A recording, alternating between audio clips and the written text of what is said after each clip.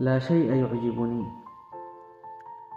يقول مسافر في الباص: لا الراديو ولا صحف الصباح ولا القلاع على التلال أريد أن أبكي.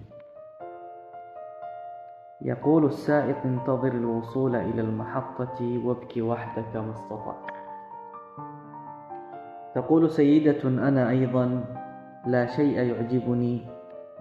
دللت ابني على قبري فأعجبه ونام ولم يودعني.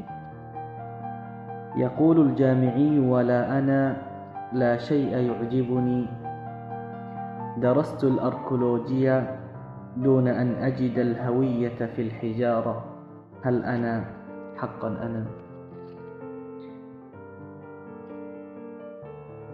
ويقول جندي أيضا: أنا لا شيء يعجبني. أحاصر دائما شبحا يحاصرني.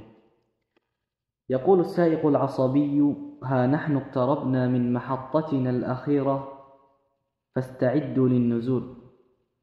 فيصرخون: نريد ما بعد المحطة فانطلق. أما أنا فأقول: أنزلني هنا. أنا مثلهم لا شيء يعجبني ولكني تعبت من السفر.